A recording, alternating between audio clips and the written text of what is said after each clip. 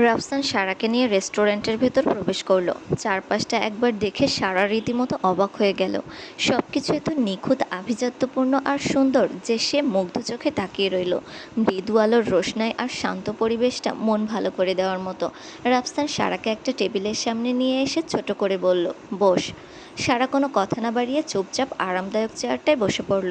Rafsan menu কার্ডটা সারার দিকে এগিয়ে দিয়ে নিচু স্বরে বলল, কী খাবি, অর্ডার কর।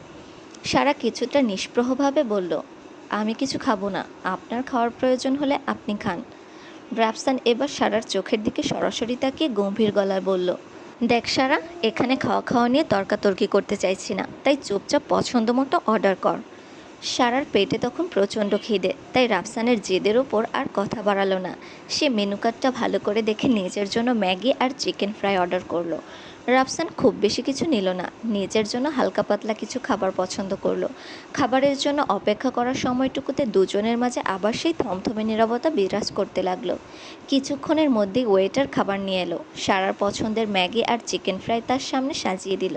এরপর রাফসানের কফি আর হালকা খাবারটা টেবিলের ওপর রাখতে যাবে, অমনি এক অঘটন ঘটল। ওয়েটারের হাত ফসকে কফির কাপটা উল্টে গেল।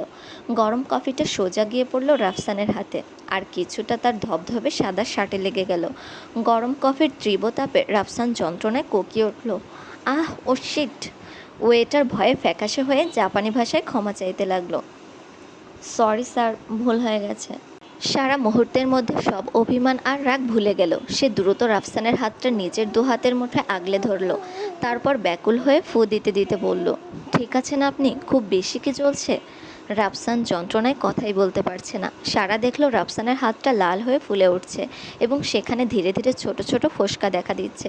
মুহূর্তের মধ্যে সারা তার সব জড়তা ঝেড়ে ফেলে ওয়েটারের দিকে কড়া চোখে তাকিয়ে জাপানি ভাষায় চিৎকার করে বলল, তাড়াতাড়ি মলম নিয়ে আসুন।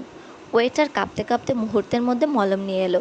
সারা পরম মমতায় রাফসানের হাতটা নিজের কোলের কাছে টেনে নিল।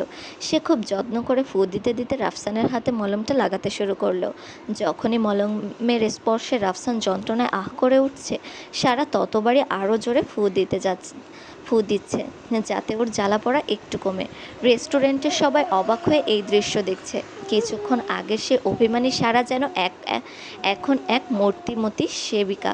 রাফসানের ব্যথাতুর মুখ আর সারার চোখে মুখে ফুটে ওঠা সেই তীব্র ব্যাকুলতা দেখে পুরো রেস্টুরেন্টে এক থমথমে নীরবতা নেমে এলো।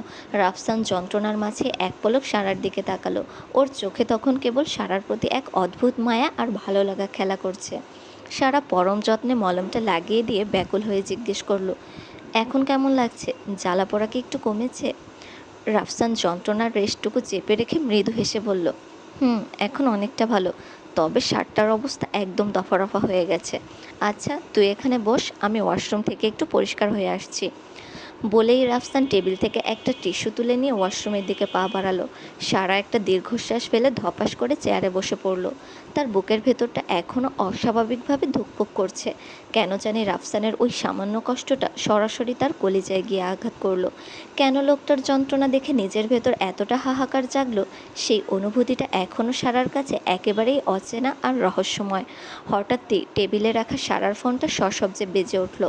সারা ফোনটা হাতে নিয়ে স্ক্রিনের দিকে তাকাতেই তার বিষণ্ণ মুখে এক চিলতে হাসি ফুটে উঠল। বাংলাদেশ থেকে রায়ান চৌধুরী কল করেছে। সারা দ্রুত ফোনটা রিসিভ করে কানে ধরতেই ওপাশ থেকে রায়ান চৌধুরীর স্নেহমাখা কণ্ঠ ভেসে এলো, কেমন আছিস মা? কী করছিস এখন? রাতের খাবার খেয়েছিস? সারা উত্তর দিতে যাবে অমনি ফোনের নেটওয়ার্কে ঝামেলা শুরু করলো। এপাশ থেকে সারা বারবার হ্যালো বললেও রাফসান চৌধুরী কিছুই শুনতে পাচ্ছে না। সারা যখন ফোনটা কানে চেপে নেটওয়ার্ক খোঁজার চেষ্টা করছে, তখন রেস্টুরেন্টের একজন বাংলাদেশি ওয়েটার বিনীতভাবে এসে জানালো, ম্যাম, ভেতরে নেটওয়ার্ক একটু কম পায়, আপনি যদি একটু বাইরে গিয়ে কথা বলেন তাহলে ক্লিয়ার শুনতে পাবেন। সারা দেরি না করে তাড়াহুড়ো করে রেস্টুরেন্টের বাইরে খোলা জায়গায় চলে এলো এবং রায়ান চৌধুরীর সাথে কথা বলতে শুরু করলো। সে টেরই পেল না যে ভেতরে রাফসান ওয়াশরুম থেকে বেরিয়ে তাকে না দেখে কতটা অস্থির হয়ে উঠতে পারে।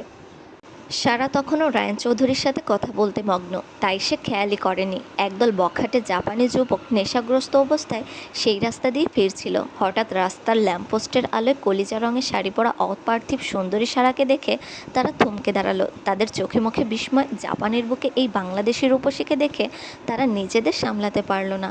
সারা তখনও ফোনে কথা বলছে, সে টেরই পায়নি বিপদ কতটা কাছে। একটি বখাটে ছেলে সারাকে আপাদমস্তক দেখে জাপানি ভাষায় তার সঙ্গীদের বলল, এই দেখ কি সুন্দরী রে, এমন মেয়ে তো আগে কখনো দেখিনি। বলেই ছেলেগুলো সারার একদম কাছে চলে এলো। সারা কথা শেষ করে ফোনটা কেটে ভেতরে যেতে যাবে, ঠিক তখনই একটা ছেলে অসভ্যের মতো সারার কলিজা রঙের শাড়ির আঁচলটা খপ করে ধরে ফেলল। সারা ভয়ে আর চমকে শিউরে উঠল। বিদেশি এই পরিবেশে নিজেকে সামলে নিয়ে সে শক্ত গলায় জাপানি ভাষায় বলল, কি করছেন আপনারা, আমার শাড়ি ছাড়ুন বলছি। একটি ছেলে লোলুপ হাসি দিয়ে ওর দিকে আরও এক ধাপ এগিয়ে এসে বলল, এত তাড়া কিসের, ছাড়বো তো বটেই। ছেলেদের কুৎসিত দৃষ্টি সারা সারা শরীরে কাটা দিয়ে উঠল। সে বুঝতে পারল এই জনমানবহীন রাস্তায় চিৎকার করলেও খুব একটা লাভ নেই, কারণ প্রবাসের মাটিতে কেউ চট করে এগিয়ে আসে না। সারা কোনো মতে সাহস সঞ্চয় করে আবার বলল, দেখুন আমার পথ ছাড়ুন, আমাকে যেতে দিন। সারা নিজের সর্বশক্তি দিয়ে পালানোর চেষ্টা করছিল, কিন্তু হঠাৎ একটা বখাটে ছেলে আচমকা পেছন থেকে সারার মুখ শক্ত করে চেপে ধরল। সারার আত্মচিৎকার গলার ভেতরেই দমে গেল। সে কিছু বুঝে ওঠার আগেই হিতাহিত জ্ঞানশূন্য ছেলেগুলো সারাকে পাচাকলা করে তুলে নিল এবং রাস্তার পাশের অন্ধকার এক জঙ্গলের দিকে দ্রুত এগোতে লাগলো। সারা প্রাণপণে হাত পা ছুটতে শুরু করলো। ধস্তাধস্তির এক পর্যায়ে সারার দু হাতে থাকা কাচের চুড়িগুলো ভকাটেদের শক্ত হাতের চাপে এক এক করে ভেঙে চুরচুর করে নিচে পড়তে লাগলো। প্রতিটি চুড়ি ভাঙার শব্দ যেন সারার হৃৎপিণ্ড থমকে যাওয়ার উপক্রম করছিল। তার সেই সুন্দর কলিজা রঙের শাড়িটা ঘাসে আর কাটায় আটকে ছিঁড়ে যাওয়ার উপক্রম। রাফসান ওয়াশরুম থেকে বেরিয়ে এসে যখন দেখলো টেবিলে সারা নেই, মুহূর্তেই তার বুকটা ছ্যাদ করে উঠল।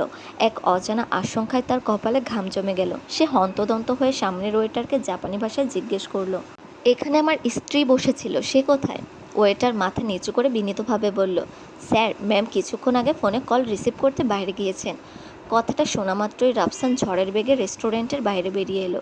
সে পাগলের মতো চারিদিকে তাকাতে লাগলো, কিন্তু কোথাও সারার সেই কলিজা রঙের শাড়ির দেখা নেই।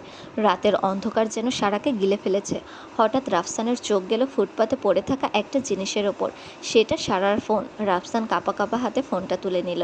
ফোনের স্ক্রিনটা তখনও জ্বলজ্বল করছে। রাফসানের কলিজাটা যেন কেউ খামচে ধরল।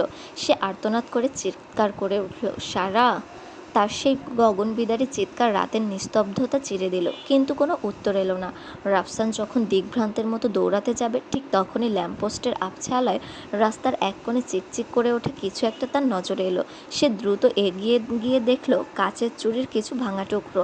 রাফসান একটা টুকরো হাতে তুলে নিল। কলিজা রঙের সেই রেশমি চুড়ির টুকরোটা দেখা মাত্রই তার বুঝতে বাকি রইল না যে সারা বড় কোনো বিপদে পড়েছে। কেউ তাকে জোর করে নিয়ে গেছে। রাফসানের মনে হলো তার হৃৎপিণ্ডে কেউ ধারালো ছুরি চালিয়ে দিয়েছে। সে দাঁতে দাঁত চেপে কান্না আটকে চারিদিকে তাকাতেই দেখল জঙ্গলের দিকে যাওয়ার সরু কাঁচা রাস্তাটার মুখে আরও কিছু চুরির টুকরো পড়ে আছে। সারা বিপদে পড়েও নিজের বুদ্ধিতে চিহ্ন রেখে গেছে। রাফসান এক মুহূর্ত দেরি না করে পুলিশকে কল করে নিজের লোকেশন জানিয়ে দিল। তারপর হিতাহিত জ্ঞান শূন্য হয়ে পাগলের মতো বুনো জঙ্গলের সে অন্ধকার রাস্তার দিকে ছুটতে শুরু করলো। তার দু চোখে তখন রক্তের নেশা। যে হাত সারার গায়ে লেগেছে, আজ সেই হাত সে শরীর থেকে আলাদা করে দেবে।